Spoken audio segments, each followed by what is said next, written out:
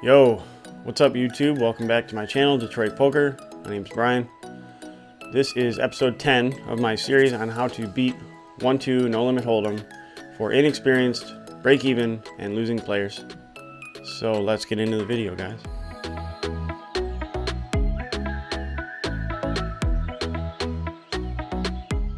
Alright, in this episode we're going to be talking about what I consider to be a pretty important question to ask yourself anytime you are considering placing a bet. Before we get into this though, I just want to remind you I am doing a live stream on Wednesday, February 6th at 9 p.m. Eastern Time. So let's get into the video, guys. So the question you need to ask yourself anytime you're considering placing a bet is, why am I betting? Am I betting for value or am I betting as a bluff? So the reason that I think this question is important enough to warrant an entire video is because of the things that I see people do on a regular basis at 1-2 no limit hold'em tables. So let's take an example. This is an example of something I might see someone else do at a 1-2 table. So it's a limp pot, 5 ways, and the guy in the button has Queen 8 offsuit. So they see a multi-way flop of Ace, Jack, 8, rainbow. The action fairly quickly checks to the dude on the button, and he decides to place a bet for $10.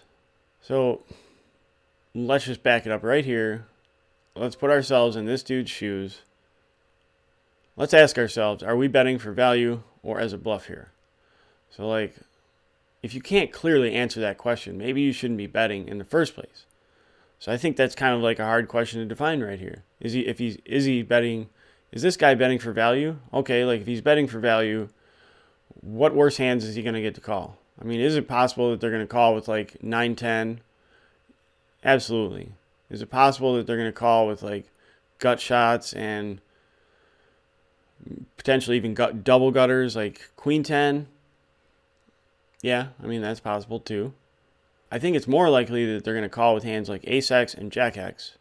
Even though you're betting pot size bet, this is a limp pot, people are purely looking at it in terms of how much is it to call. So $10, it is possible that you're going to get calls by worse hands, but you're going to get called by a lot of better hands too. I don't think this is a clear value bet in any way, shape, or form.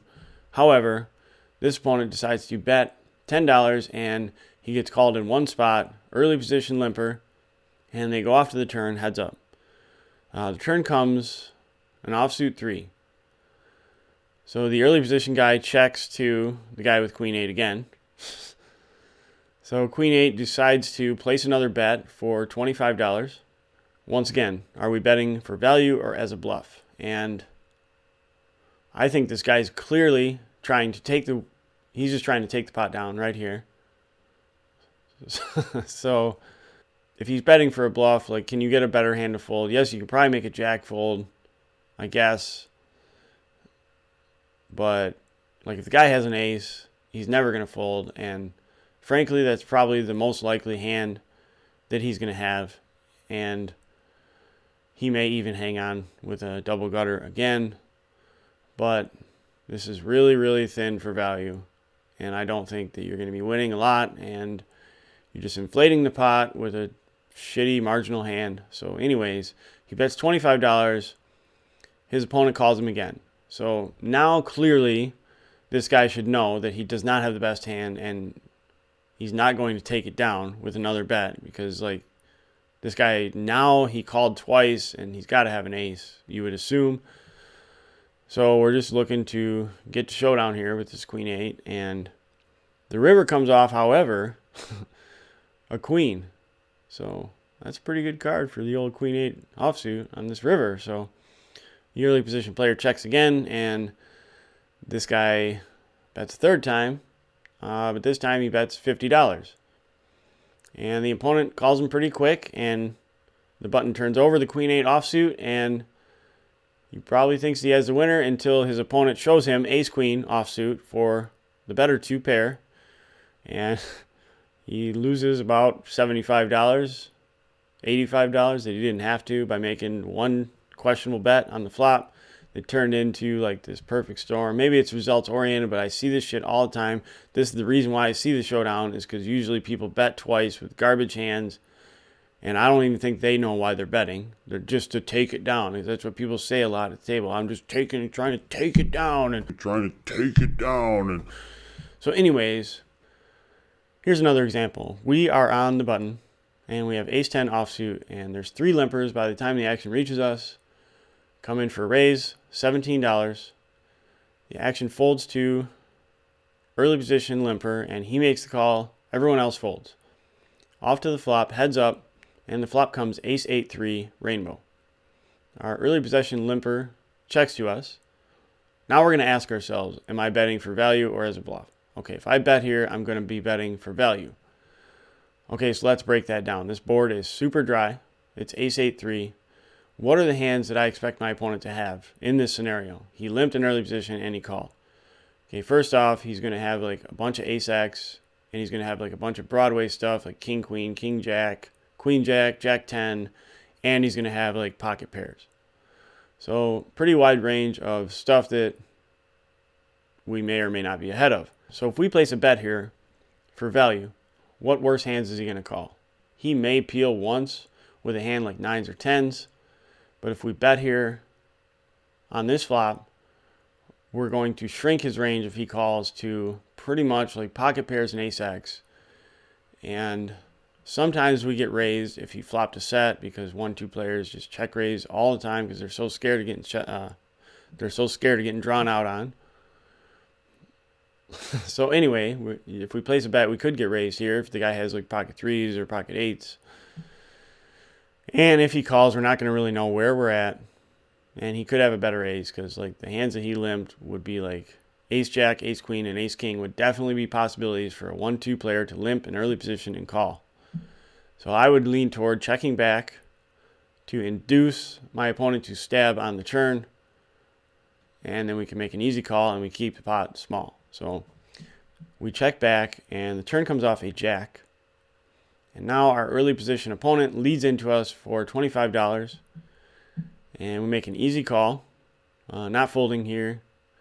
If he bombs the river, we're going to have a decision to make. But what are the hands I expect this guy to bet here on this turn? Because we check back the flop, our opponent is probably taking us off an ace. So I would expect him to bet any jack here on the turn. He would definitely probably bet an ace himself unless it was a really shitty ace. And the aces that he would bet may be better aces than we have. So that's part of the hands that he would bet. And also like pocket pairs, he might just stab with those, trying to take it down, as people like to say all the time. So 9s, 10s, even pocket 7s, pocket 6s. These hands might all stab because you check back flop and they're just trying to win the pot. So you make the easy call for 25 and the river comes off a deuce. Pretty much a brick. Your opponent checks to you now. Okay, so like what would this guy bet turn and then check river? So my guess would be most of what he's going to have here is a jack, like king jack, queen jack, something like that. And now he's not sure what to do.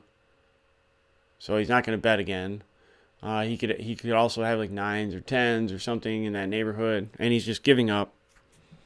So now we can ask ourselves the question again: if we bet here for value, can we get called by worse? And I think now the answer is pretty clearly like yes, we can get called by worse if we size the bet correctly. So we place a bet for, let's say we bet $40. And the gentleman in early position kind of like sighs a little bit and makes the call after a few seconds. And we show him the ace-10 and he sighs and says, "Oh, I didn't think you had the ace." And he gives us a look at his cards and it's king-jack offsuit. I think it's a good scenario to discuss. Anyways, that's pretty much all I have for this video. So I'd like to hear you guys' comments on the hands that I presented in this video and my thoughts about it. Definitely put them down in the comments below. Don't forget about the live stream on Wednesday, February 6th at 9 p.m. Eastern Time. And if you haven't done so already and you like my content, you should definitely consider subscribing to the channel. If you like this video and other videos, definitely leave me a thumbs up, guys. If you have to and you didn't like the video, I guess I'll take a thumbs down. It's not going to hurt my feelings. So I will see you in the next video tomorrow, 6 p.m. Take it easy.